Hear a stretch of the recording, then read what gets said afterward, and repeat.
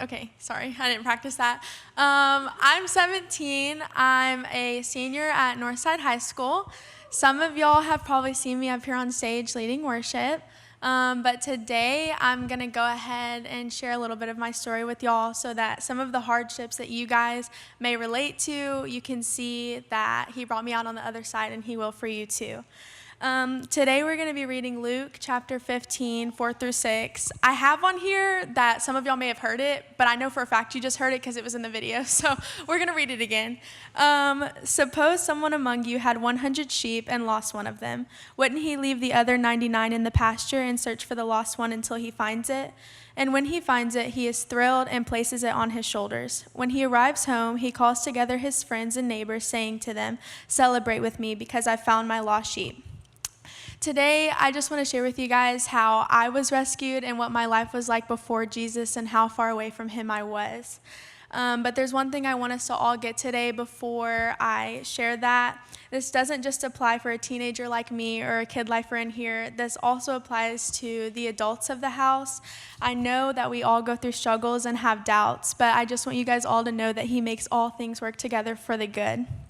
Romans 8:28 says, "And we know that all things work together for good to them that love God, to them who are the called according to his purpose."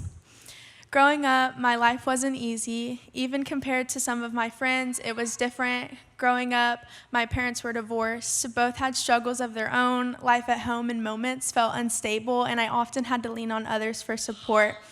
I went to church with my grandparents occasionally, and I knew of God, but I didn't know him personally. As a kid, I just thought he was the one that made your life either good or bad. So when things at home were going bad, I often blamed it on him. And I would pray to God every night, "God, why are you doing this to me? God, please bring me different parents. God, I don't want to be here," things like that. And maybe you've experienced heartache, loss, or troubles and have asked God the same thing. About 5 years ago, my bunny, which is just what we call her, my bunny actually is over there. That's my grandma. She asked me to come to church with her to clean the church. I guess they had an event the night before. I think it was like sisterhood. And I'm going to be honest with y'all, the only reason I went was because I knew I was going to get some food after. So I was like, yeah, of course.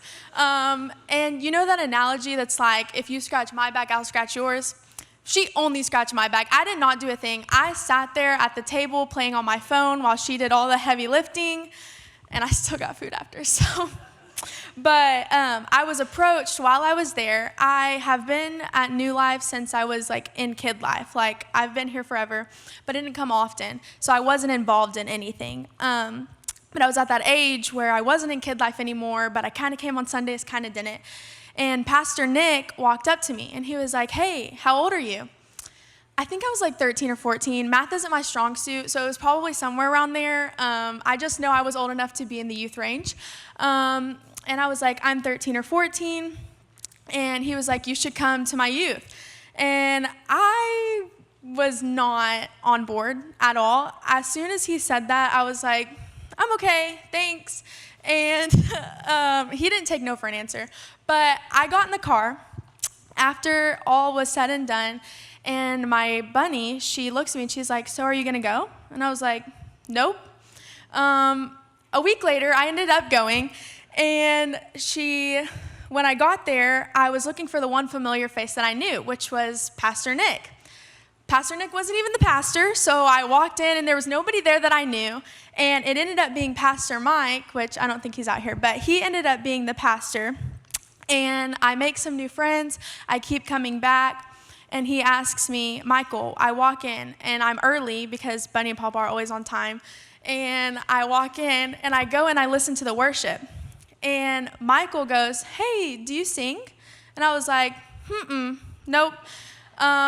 He also didn't take no for an answer. I was telling him about my message, and he was like, "I'm going to be for real with you. I knew that you sung because I sat by you in church one day, so I knew you were lying to me."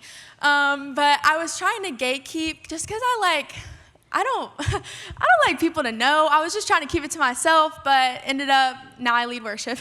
So But when I think back to all of those invites by my grandma and by Nick and by Pastor Mike, it changed my life. Like, now I'm here today, and I lead worship and do all of that. And what I want to challenge you with today is, who's on your heart to invite? Is it a granddaughter? Is it a parent? Is it a daughter, a sibling, or a parent? It's scary to invite, but we're called by God to go out and do that. Romans 15:7 says, "Therefore welcome one another as God has welcomed you for the glory of God." You never know what that invitation can do for someone's life. Because of all of those invites, I was introduced to the gospel, and my life has changed. The girl who was broken, hurting, lost, and mad he saw me for what I was created for, and it was a child of his. The generational curses set before I was born, through his blood, through his work on the cross, are broken, and I am new life through him. I've been baptized on a mission trip, my first one. I've now been on 3 others. I think I have a picture, actually, from Peru, which was my most recent one. I was haunted by that picture for weeks. After that. As you can tell, I was enjoying it. I was playing with the kids, and I was having a good time. But, dang, you can take it off. That's good. But I've been on all of my mission trips, and the Lord has given me the opportunity to serve on the worship and share this gift that I did with my family, and now I get to share with all of you and advance the kingdom. And even though life is still hard and I do struggle a lot still, I know that he is there and that he'll bring me through it, and I just have to be still in the waiting process. In the past, I would question God, and I would be angry. I'd have a lot of resentment, but now I just pray. I pray for peace, I ask questions, and I trust in him. And what I want to say to everyone and remind you again, that all the things that have happened, he used them for good. His planner is greater than yours, and we just have to trust in him. Maybe today you've heard this story, or maybe you're in the same boat. Maybe you're going through the same things or overcame them. No matter where you are, God is coming after you, and his love hasn't ran out on you and isn't done with you. Your story isn't too messy for the God of grace to cover you and to set you free.